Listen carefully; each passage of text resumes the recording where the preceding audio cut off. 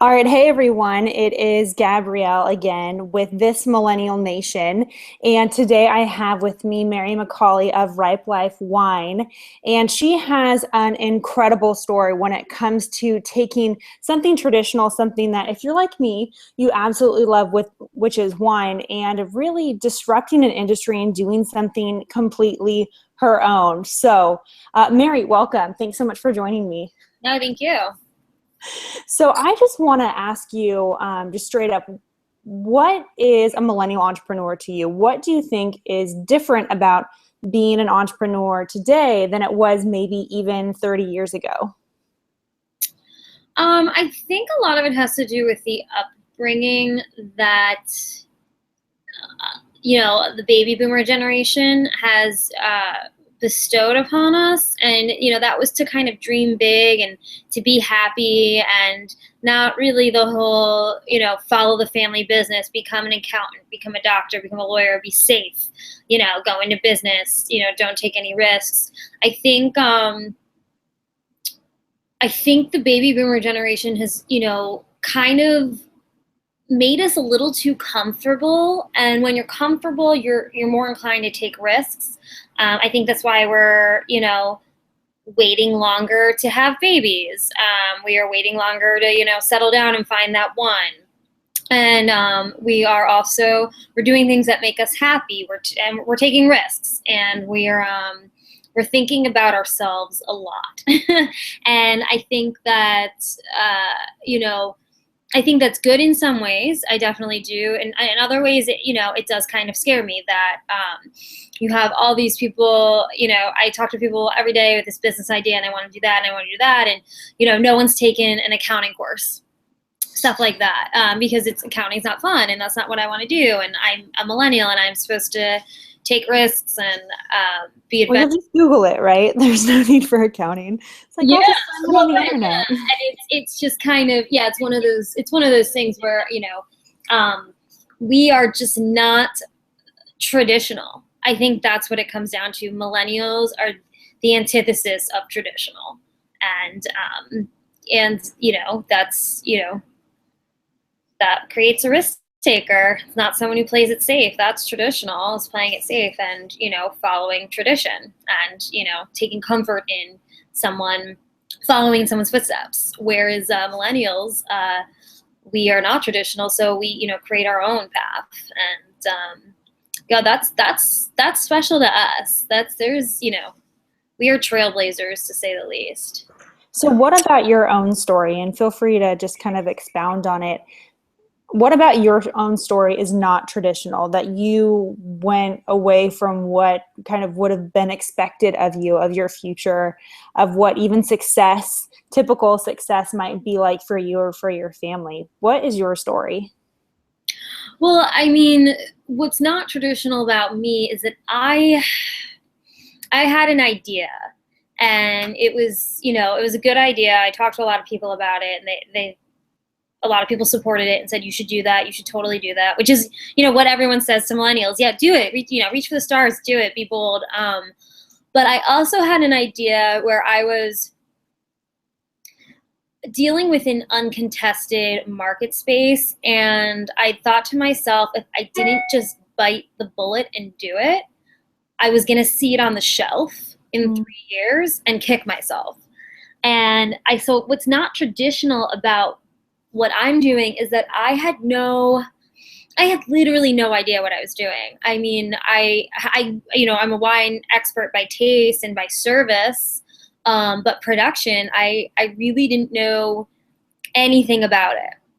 And that's usually the way I would have liked to play this, or something that would have been a little more traditional would have been, okay, well, why don't you go do a stage in Napa or Burgundy or Bordeaux for a year or two? Why don't you go work for a grape broker? Why don't you go work for a winemaker?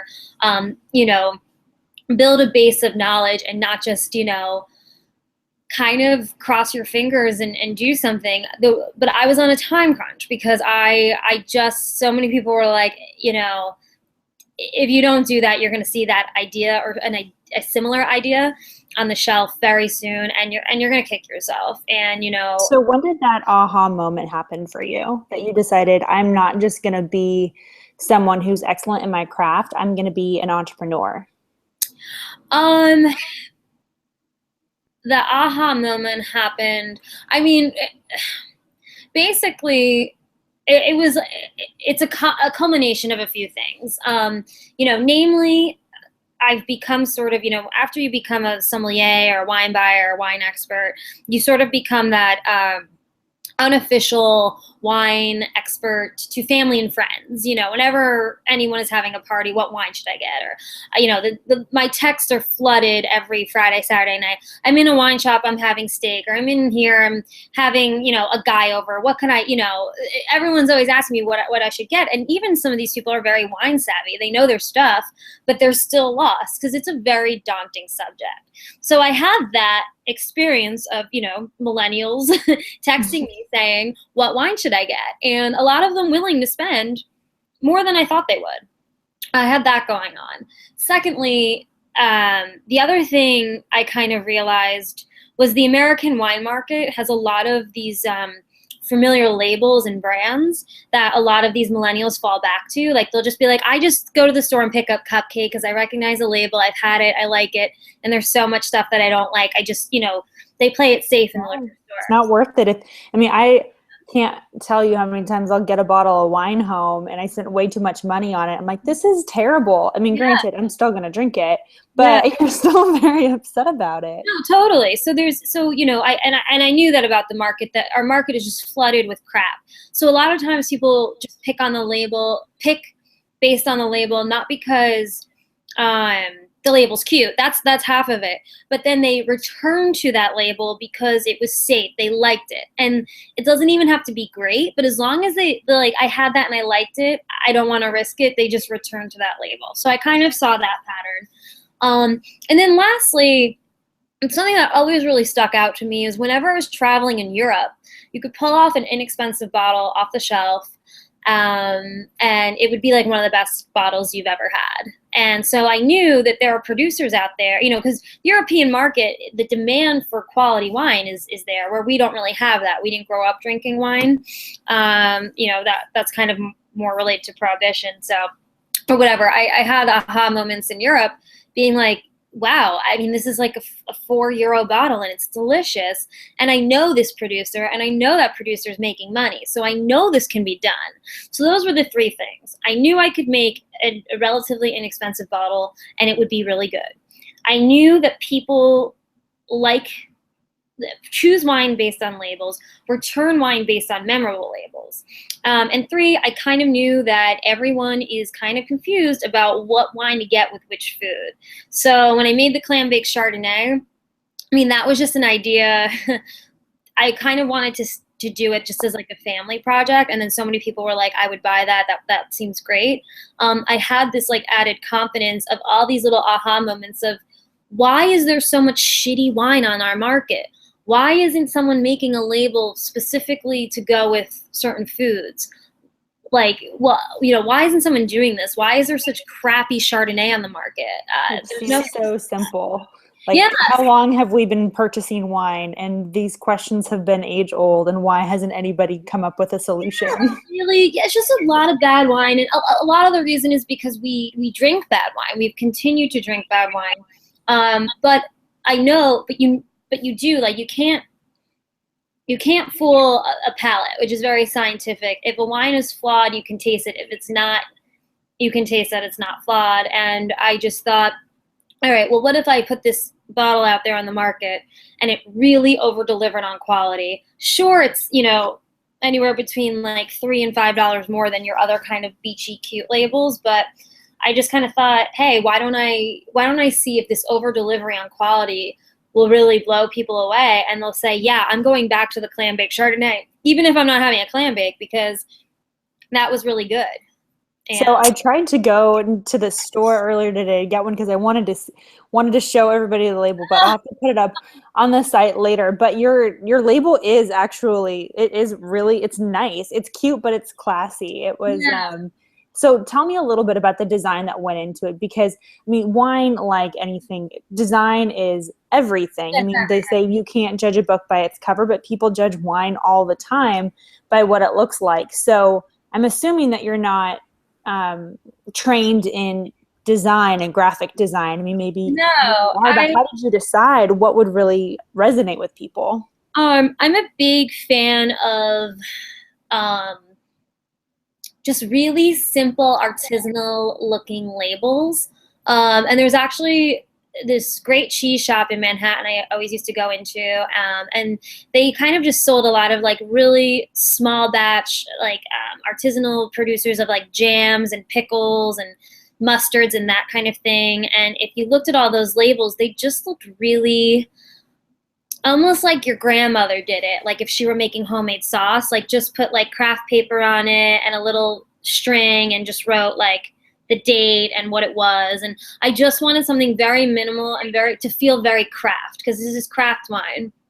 And so yeah, so I went with craft paper, which is also the paper you use at a clam bake to line the table. So there was some synergy there. And then the reason the front label is just so bare bones, it just says the clam bake Chardonnay and has a little lobster on it, and that's it, is because something that people don't realize is to make really nice wine, you can't always have it consistent. And I just wanted people to trust the front label, the clam bake Chardonnay, and not pay attention too much to the vintage and the region and all the information that people clutter the front labels with.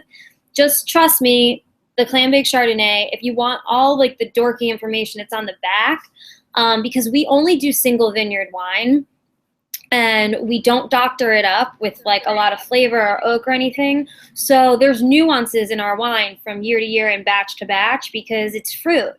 And if you are going to make a wine that tastes consistently the same every single year, every single time, that's not wine. Like the things that you have to do to that to gain that consistency it's disgusting. It's flavoring, it's buying all this bulk kind of leftover, like other people's garbage of wine, pressing it, crushing it. So basically it's just this huge like non-proprietary blend of just all these grapes. And then you add acid to it if it was like a overripe year, and you add flavoring to it, and that way you get that basically that print, that exact poster print every single time. But that's not real wine. I mean, wine is agriculture. And if you're, chasing quality wine, you're chasing quality agriculture. And then after that, you're chasing the best production techniques. So that's why sommeliers will sit around and talk about,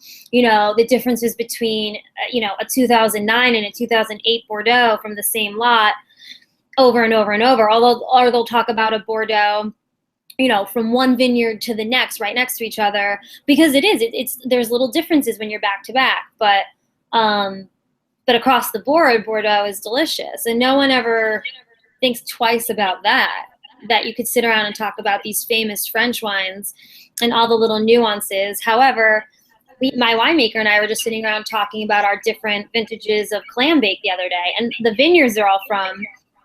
So we have a 2013 and we have a 2014 batch 3 and a 2014 batch 4, because I didn't want to blend the vineyards, because I like that tasting the fromness, but they're only like 500 yards apart.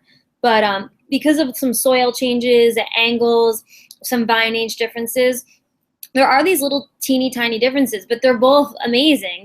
We're consistent in quality, not in making this replica year in and year out. That's impossible with wine. I mean, you just can't unless you're doctoring it up to do that, which is, so I don't know. So I wanted that front label to kind of convey a little evasiveness and kind of mystery, in the sense that like just trust the clam bake Chardonnay. Like, maybe next year we'll see what happens with El Nino in California. I might need to go to Oregon for some Chardonnay grapes. But so don't worry that it's from Oregon. It's consistently good. It's consistently under oaked, a little underripe, high quality, lightly pressed Chardonnay using the best yeast available.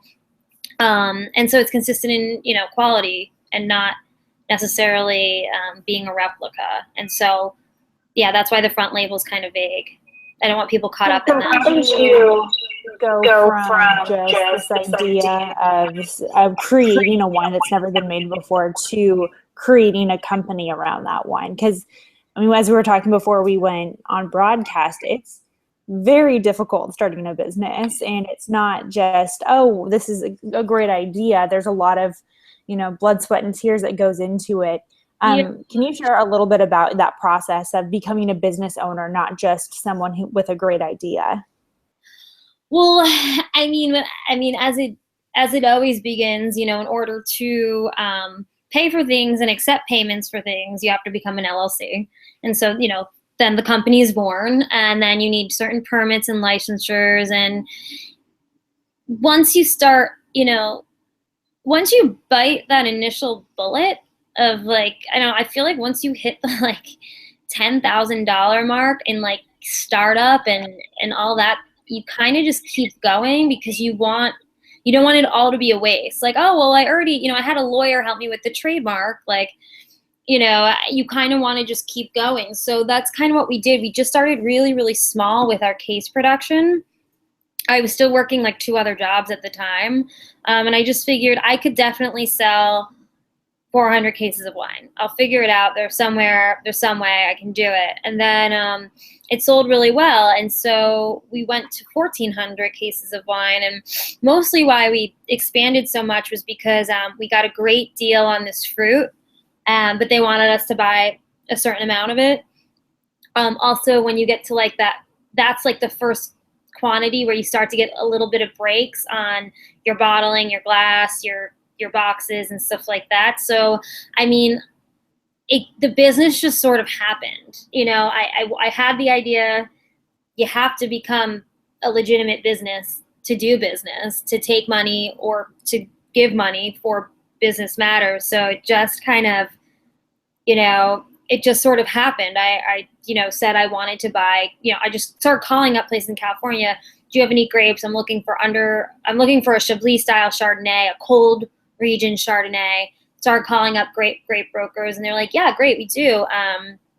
Like, how many grapes do you want? Okay, how many tons gets me how many gallons? And I did the math, and they were like, okay, great, yeah, you can buy as much as you want. Oh, but by the way, to buy grapes, you need a wholesale license for agriculture.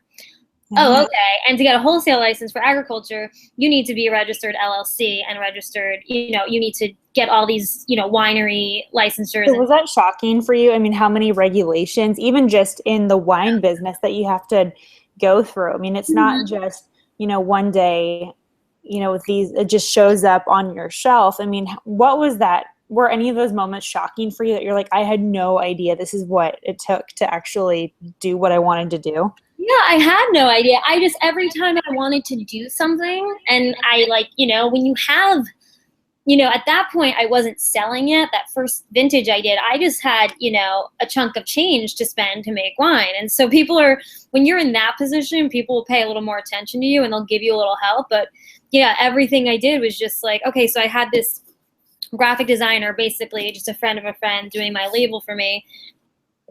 And I went to the label maker, I said, here's the artwork. And they said, okay, well, where's the government warning on this? And are you sure it's 2 millimeters tall? And are you sure this one is spaced correctly? And I was like, what? And they were like, oh, here, go to this the government website. Make sure that all of this, like, you can't have the alcohol percentage too high. You need to include this. You need to say contains sulfite at this size font. So I was kind of like, oh, okay. And then I lined up a bottling machine and I said, okay, can you bottle the wine for me? And they were like, yes. Do you have where are your labels? We need to submit them for approval before we can bottle. I was like, okay, great, here they are. I'm like, okay, by the way, that can take anywhere from like 30 to 60 days. And I was ready to bottle, like the wine was ready. And I was like, it's just very crazy. But I was fortuitous in the sense that I was doing a lot of buying, and it is a buyer's world. So I wasn't getting any flack from people. I was getting like, oh, you're a first timer. Okay, here's how it is. Yeah. And it just, isn't that frustrating though? I mean, what I've noticed is, at least for our generation, we have a very high intolerance for bureaucracy and things taking a very long time. And there's like this impatience that I think can come across as being rude. But we're not meaning to be rude. We're just like, this is silly. Like, it should not take 60 days. Like, this Yeah, I know everything. Yeah, it's a lot of, hurry up and wait. And it was really hard because the way I was, the timeline that I was on when I first started this idea, I should have been in bottle and hitting the shelves in like April. But because of all these learning lessons, the wine didn't even come in till July because I didn't know, I didn't know I needed an LLC and a bank account. I thought I could just fund this myself and figure it out. And they're like, no. They're like, that's totally illegal. That's like moonshine. Like, you need this, like you need will actually be in jail if you continue. Everything took like more time. And then, when I was filing for the trademark for the label, like I wanted to make sure no one would sue me. And that took time to research, make sure clam bake wasn't used in my class, which is the wine and beer and spirits class. So everything just took a lot of time, but luckily people were very helpful. And, my end game was like, if this project doesn't come out right, I'm just going to sell it on the bulk market. That's what I always knew in the back of my head. I knew that these, remember I talked about earlier that these wine companies doing this kind of bulk, huge, massive blends and they kind of flavor it and doctor it up so it's consistent. Just put it back out there. Basically they're buying up other people's garbage. Now sometimes it's not garbage. Like sometimes it's just a winery. They made, a really gorgeous Merlot and they only want to do 1,000 cases. They produced about enough to make 1,500. They need some cash flow. They'll list that with a broker on the bulk market. And some of the bulk market's very, very good. Like you can find some really good stuff there. But most of it, when it's people just trying to they did a project, it didn't come out right, or they kind of ran out of money to go through with the marketing side of it. They just kind of list it at cost with a broker. And then these huge companies who are making like millions of cases and just whatever, like Flip Flop and Barefoot, and they'll just buy it up, flavor it up, bottle it, ship it out. And so I always knew I had an exit strategy of this project because people were like, weren't you scared? And I'm like, yeah, I wasn't making the wine. I was contracting all these people and I gave them a lot of direction and I knew exactly what kind of clone of Chardonnay and when I wanted it picked. And, I knew what I wanted, but I wasn't doing it. So that was very nerve-wracking. But I always had that initial exit strategy. And I still do. If I ever did a project that I was not 100% happy with, I would never put it under the clam bake label, which is another thing because I just want people to start trusting the label. So if one year it doesn't come out right, I'll put it on the bulk market and maybe we'll have a shortage, but I think it's better to have a shortage than an oversupply. And it's certainly better to have a shortage than to put something bad under your name. So did you ever think you would be an entrepreneur? No. No, I didn't. Not really. I just had this idea and I went with it. And then, so I know I didn't. I kind of just. Is anyone in your family an entrepreneur? Yes. Yeah. My father's an entrepreneur. So, I kind of have like an on-hand, mentor at all times.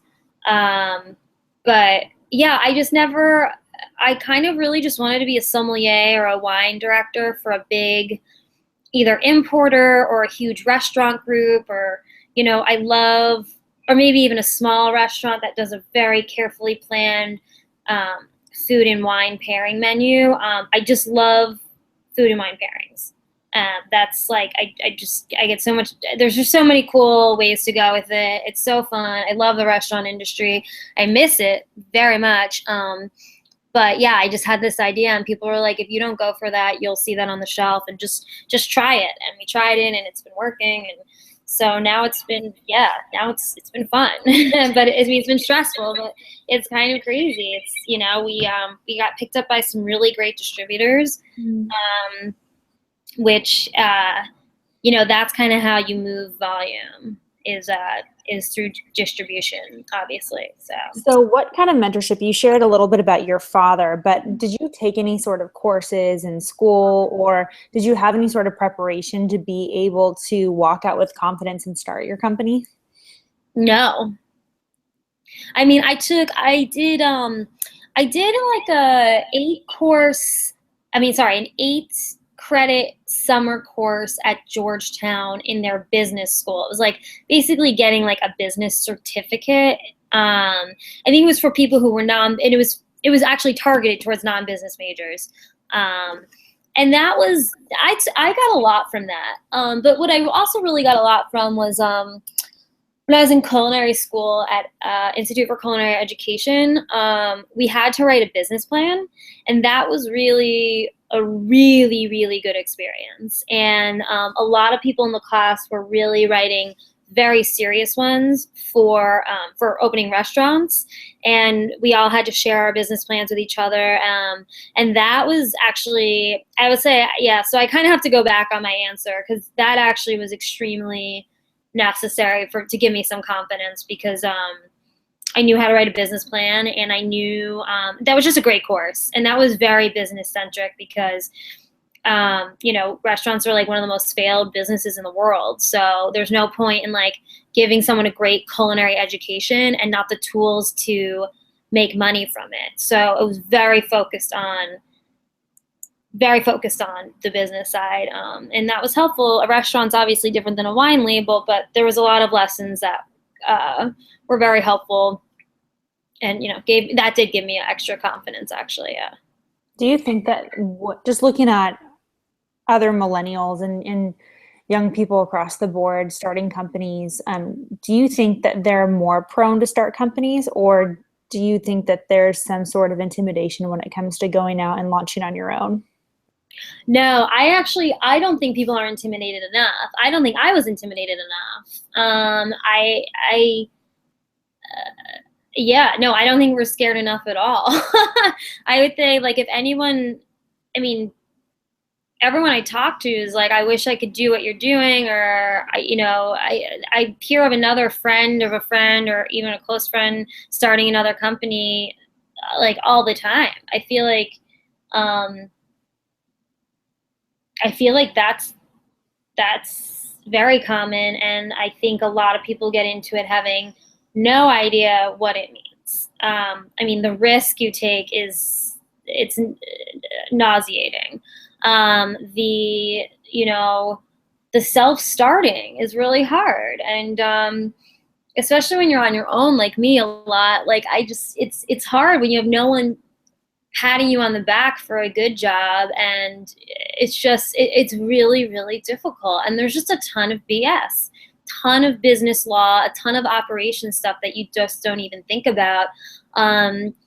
Even just pieces of mail flying at me are crazy. As soon as you register for any of these services I was talking about, they sell off your company address, and you get all this mail, and some of it is total. Constantly. It's like inundated. I'm like, I want nothing to do with this stuff. I recently, like, just got a bill. Oh my God. I look back and I wonder if there's how many bills that I've paid that weren't real bills, because I recently had one that was like, this is your, annual trademark, like, renewal fee or something like that. And I was kind of like, I feel like this is really high. It was like $1,000 something, and that's like, I feel like the renewal fee is like a couple hundred, but whatever. It had come across my desk, and it looked like this big scary bill that I had like been neglecting or something. And I put it like on the top of my pile and was like, I have to pay that like immediately. Go back to doing something. Go back about to pay it, and I pick it up, and I'm like, why is this so expensive? And I'm reading, and it's this is your renewal fee. This secures your trademark, and blah blah blah.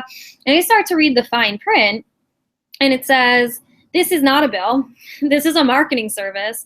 This is to register your trademark in Sweden, in an international trademark, like, yellow pages type of situation, for $1,000 something. And I tore it up, and I was like, I almost just blindly paid that. And of course they had like a DC address, so it looked more legitimate too. Looks completely legit, but that's the thing, you don't No know, one and thinks especially about when you're so busy and that. running everything in your business, it's like you just want to check stuff off your list so quickly. They're like, all right, on to the next kind of thing, but you have no idea that you could be like taken to the cleaners and totally taken advantage of. Yeah, this is my dog. Oh, hi. What's your dog's name? It's Reagan. Oh, Reagan. Good name. um, Living in California over there. All right. Well, we are here at our lightning round, so I'm going to ask you just a couple of questions and just, and this is one of my favorite parts. Answer however it comes to mind. So, are you ready? Yep. Okay. Cool. It's Mary and Reagan. Okay. So the first question is, what do you wish that you knew then that you know now before starting your business? That would ever plan out financially what it takes to get exactly where you want to be. I planned out financially year 1 and then year 2 and 3, and then now I'm planning year 3 and 4. But where I want to get requires so much more capital and manpower that I'm going to need to raise more funds. I'm going to have to do something to get me to where I want to be in 10 years. So don't think about things year to year to year, because yeah, I can be successful and I won't have a huge loss if I carry this out perfectly for 5 years, but I want to be at a certain level that is either going to take me, forever if I just expand naturally with on my small profit margins, or I'm going to have to raise more money. And I think people don't think about, what is the end plan? Like, how much money do you want to be making? How much money do you want the company to be making? How large do you want the production to be? Is your intention to sell it?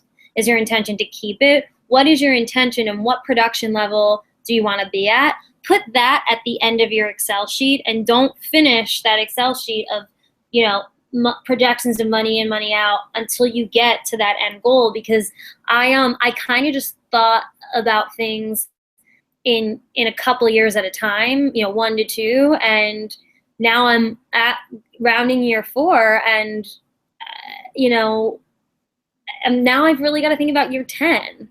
And yeah, it's not a hobby anymore. yeah, I think yeah. when you first start your business, it's like, well, if this doesn't work out, then something else. And then, well, I guess it's going okay for now. And I think that we, especially when we're young, have short attention spans too. Of like, well, attention spans. Yeah. And it's just sort of like, well, if I could just, sell this and it's successful, the demand will come in, and, we'll grow naturally. But natural growth, it takes a really long time, and there's a lot of venture capitalists out there. There's Kickstarter.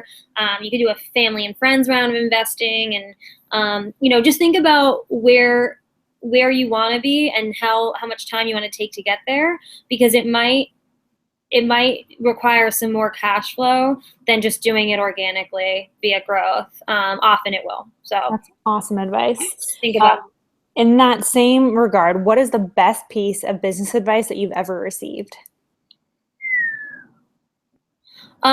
Something that my dad always says is that the financial statements are the language of business, and they tell the truth.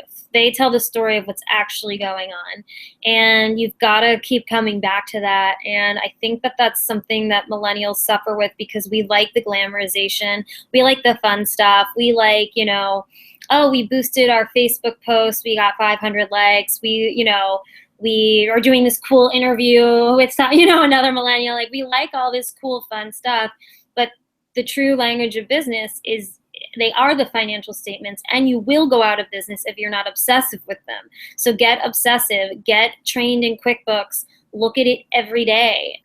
Literally every time you spend, like, wake up in the morning, get the app and just go through it and say, this is what was spent.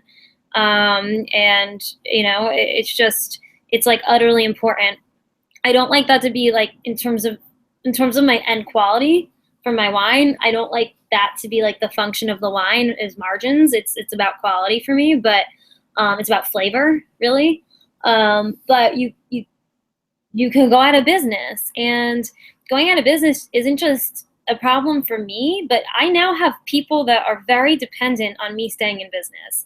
I am my winemaker's biggest client. I have a basically a consultant I use, this girl, and I am her bread and butter right now. If I go out of business, there's going to be a couple people who will be going out of business too, or I could really hurt people who have families, and so that's not okay with me. So you do have to pay attention to those financial statements. That's great advice. What books or publications are you reading right now? I actually just finished The Barefoot Spirit. I read it, I skimmed it a long time ago, and I think I read it a little. It's about the people who founded Barefoot and their story. And they started very much like I did, and now they've sold and made millions, and they sold to Gallo, and it's not really what it was. It used to actually be kind of a great wine under an approachable label, which is what I'm doing. So when I read it, I was kind of like a little too green. Like things didn't really make a lot of sense in the book. And then now that I've been in it, I was like, oh my God, that's like that chapter. And so I went back and reread it. And it was really, really helpful. And it's in the business section of most bookstores. It's not in the wine section.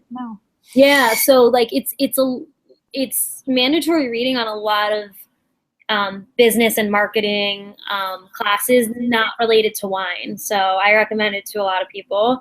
And so yeah, so that's just that's what I just finished. Good for you. All right. Final question, and Okay. probably my favorite question. If the 12-year-old version of you met you today, what would she think of you? Oh wow. That is a good question. I bet she'd say, you make adulthood look pretty fun. Yeah. And not as scary. Yeah. That is an awesome response. I think that's probably one of my best ones. Like, yeah, it's not that intimidating. It's actually not bad. Yeah. I'm kind of a kid at heart a lot, and yeah, I certainly don't feel 30. I feel like so much, I don't know, when I was little, I thought 30 was, scary. That's like so, scary to get older, scary to be an adult, but it's not. So, or I don't think I make it look scary. So I think that's the 12-year-old. Awesome. That is so cool. Well, Mary, thank you so much for sharing your story and talking about your awesome wine, Clam Baked Chardonnay, and your company, Ripe Life Wine, and your journey. We'll definitely be following you and picking up some more of your wine next time that we're out. So thanks for joining us. Yeah, send me your address and I will mail you a bottle. I would love that. Yeah. So we'll mail you two. We'll mail you batch 3 and batch 4 of 2014. And if you open them side by side, you'll see there's little differences, and they're really just from 2 different vineyards, 500 yards apart. One's a little more fruit forward. The other one's a little more mineral driven. It's like picking your favorite child. Some days I know exactly which one is my favorite, and then the other days I'm like, no, this one's my favorite. That's how they act up. You're like, watch out, I'll start picking the other one. If I know. That's how, yeah. So anyway, we'll send you both, and then you can kind of see. It's kind of cool. So. Awesome. I love it. Well, I've definitely learned a lot about wine. Cool. And I just love your perspective too. Because like you, I am an accidental entrepreneur and wouldn't have it any other way. Yeah, just gonna roll with it. Awesome. Cool. Thanks so much, Mary. And thank you. This is fun. Cool. All right. Bye. All right. Bye.